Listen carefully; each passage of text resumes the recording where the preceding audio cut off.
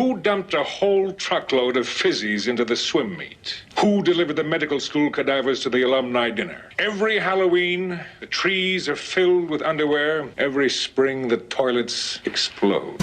Welcome to the BJ Show. Let's rock and roll. Rock and roll. Come on, everybody. Let's lose control. Brad John never wants to follow. Get ready for the ride. It's the BJ Show. BJ Show. Okay, who are you again now? It's been so long. What's your name again? My name is Shelley Barr. Brad, we've done this show for 4 years together here on Westplex 107.1. And here's my Shelley impression. Oh, Brad. Stop it, Brad. I hear that a lot. Brad, stop it. That is John Combest, C-O-M-B-E-S-T. He does the show with me. He's the co-host every single day of his life for the past 22 years. Coming up on 23 years next month, because it's now officially September, right? That's right, yeah. Every single day, he puts together a list of all the information you need to find out going on in the state of Missouri, government-wise, interesting things. Sometimes apolitical stuff, but a lot of political stuff. And he puts it together on johncombest.com, JOHNCOMBEST, johncombest.com. We start the show off every morning with this guy. He comes into the studio. I'm Casey Kasem. Actually, he doesn't, but that's a whole other story, because he's in Norway now. And what does he do? Now on with the countdown. We count him down, the top three, and John starts with... In third place... We weren't here yesterday, Brad, because it was Labor Day. And Lord knows we shouldn't celebrate working people by actually working. Brad, did you know, I was doing a little bit of research. You probably knew this. Did you know there's no more St. Louis Labor Day parade? Why is that? I've heard that. Why is that? Well, first of all, I'm sure it was just too safe and convenient for people to drive downtown and park. And in fact, the union carjackers really wanted the parade to continue, because Missouri Jobs with Justice had them organized. I don't know, Brad. Now, I do know that there was something called like a Tri-Cities Labor Parade. It was in I think Granite City or Belleville, I think, yesterday. And then I looked up, apparently this year there were some union folks that had an event in Florissant at the end of August, which was some kind of a labor confab. Anyway, kind of a shame, because I remember there used to be a big labor parade downtown, but I guess, the reality is both the state of labor, I guess, maybe in the area, and also the way that the city is these days. But, Brad, across the state of Missouri, most importantly, there was a big union. I shouldn't say big. There were a few people turned out for a Labor Day parade in Springfield, Missouri. And then also media did their requisite Labor Day stories. The one that I would highlight is a piece from KY3. There's a syndicated set of stories from around the state. A woman named Hannah Falcon. I'm the Dow Jones. That's Rick Ross, by the way.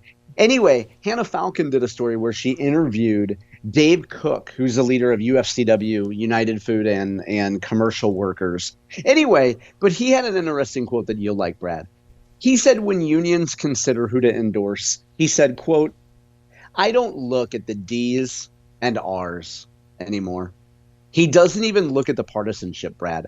For example, they endorsed both Mike Kehoe in the Republican primary and Crystal Quaid in the Democrat primary. Both of those candidates won. Of course, the group pretty much had to endorse Crystal Quaid, so they've endorsed Crystal Quaid in her losing campaign for governor in the fall. But, Brad, I think that's a nice quote. If you're a union boss in Missouri, I mean, it's pretty convenient to say you don't look at D's and R's anymore because you're going to have to work with statewide leaders.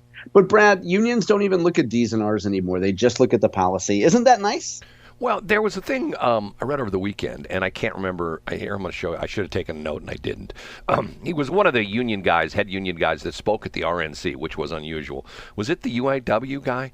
It may have been the UAW guy, yeah. And he essentially says they have not made up their mind who they're going to endorse for president, which I thought was sort of interesting because of the fact that there were some people. See, here's what I find sort of sad about our political system. why is it that a union guy, it's so unusual that a union guy comes and speaks at a Republican convention? I don't quite understand that because it's a situation of intolerance, Brad. So imagine now you could be a Republican and go speak at a progressive event and come back, and I think you'd get some criticism from right-wingers. But if you're a progressive and you see a union guy go talk to Republicans, it's like, what are you doing with those MAGA pipes? What are you over there? You can't go do that if you're a union guy. Well, see, once again, that bothers me because you know what? Let's distill it down to the basic things, okay? You may be a union guy, you live in Missouri, but yet we're all Americans, I mean, why can't we just look at that basic? At least most of us are. There's a lot of them that aren't, but that's a whole nother story.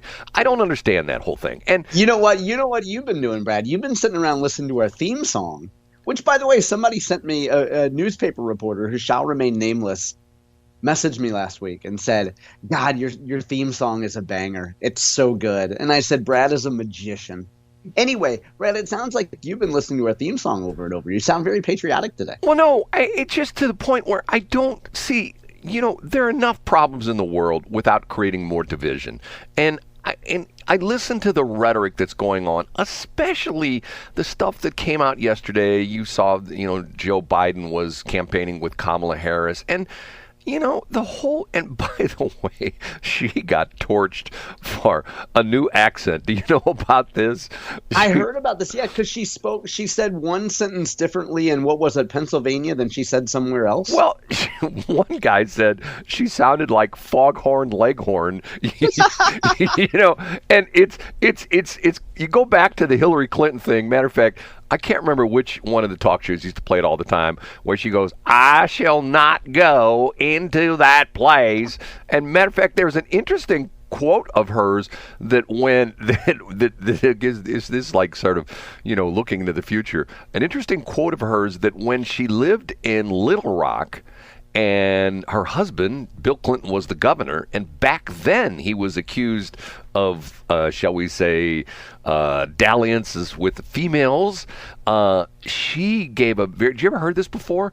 She comes up, she says, I'm not just some little girl like Tammy Wynette who stand by her man. That was a famous television interview, yeah? Yes, and she's got this real Southern accent. Now, remember, this is like TMI, but remember when Madonna lived in England for a while and she came back, she married that dude who was the director. What's his name? You know who I'm talking about. He's a famous movie. I don't remember this phase of Madonna's life, no. Famous movie. Guy Ritchie. Was it Guy Ritchie? Guy Ritchie, yeah. Famous movie director from England.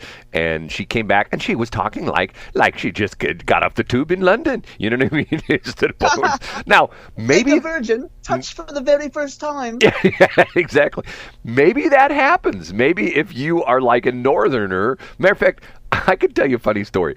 Years ago, there was this sales lady that called on me all the time. I won't tell you what she was selling because she was a very nice lady, but and she took me out to lunch one day, and there were 3 regions in the country. And essentially said there was the eastern region, and those people had everything from the Canadian border down to Florida. Then there was the Midwest region, which were her region, and once again, she had from the Canadian border down to the Gulf of Mexico, and then there was the western region.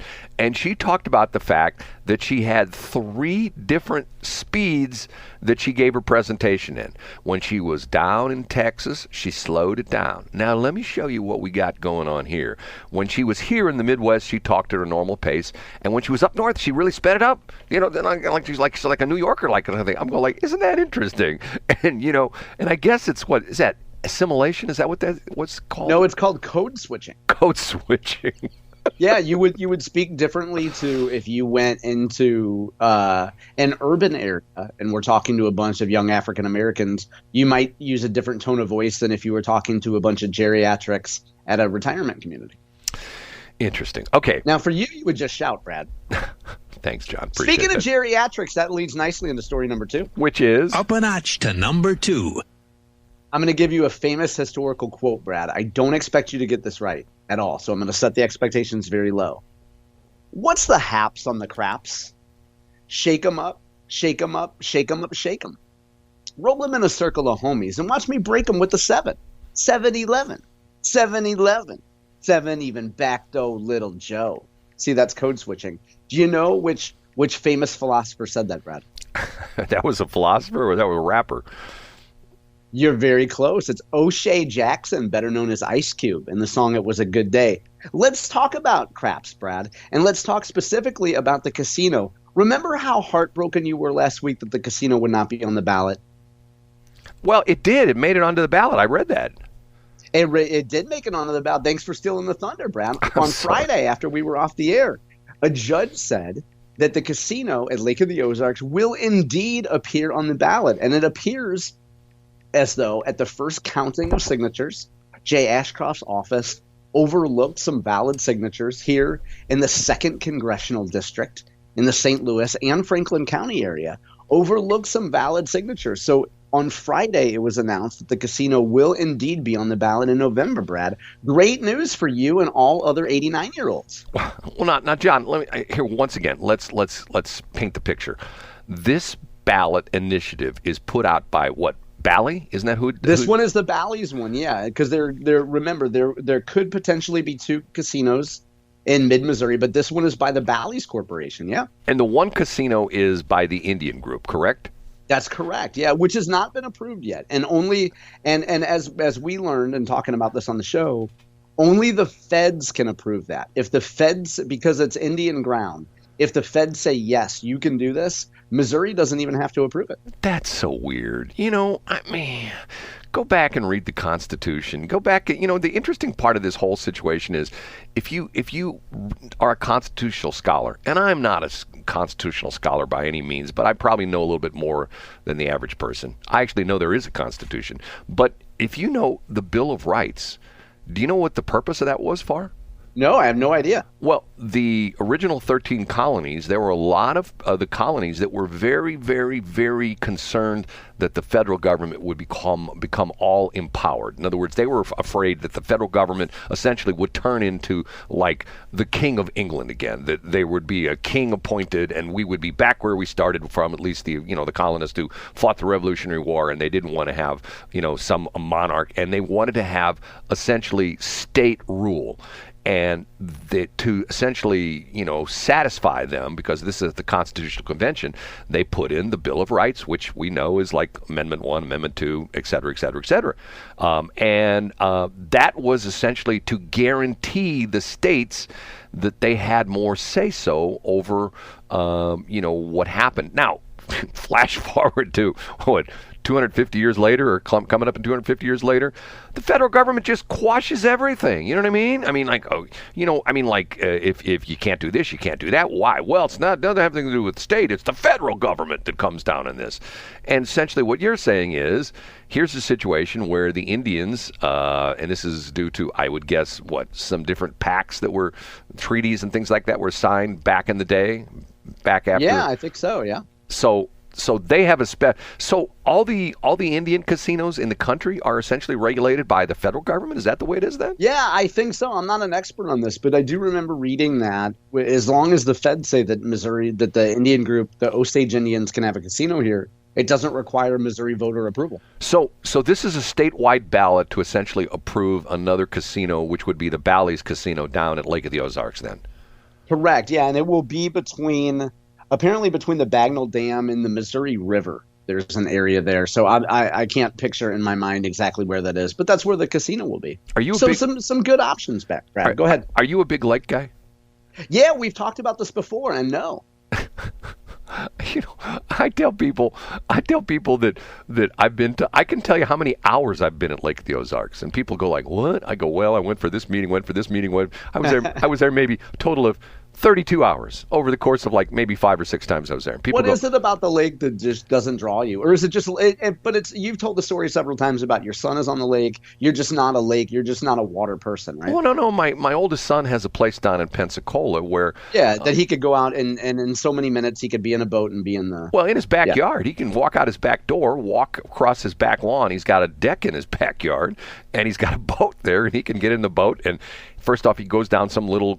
It's like a little finger canal that comes up in his... But why is it, Brad, let's get back to the point, which is, what is it about Lake of the Ozarks that you don't particularly like? Well, first off, my wife, who I married, her father was a lake rat. So my wife hated the lake, mainly because of the fact that during what she didn't like was when she was a young girl, essentially her mother and her sisters and her brother, they would move down to the lake and spend the summer at the lake, and then her father would come down on the weekends, and then after when school was back, they'd move back. So she got to the point where she missed all her friends here from where she went to school. Well, yeah, that's pretty sad. Right, and she didn't make that many friends down at Lake of the Ozarks, and she just burnt out on it, and to the point where one time when I was at the old KSLQ, I won some contest or something like that. It was like an employee contest, and I got a weekend at Lake of the Ozarks, and I called to my wife and I go, hey, guess what? I won a weekend at Lake of the Ozarks. She says, can you trade it for something else? And I can't remember what we did. We did something else, but to me, I don't get it. I'm not a water guy.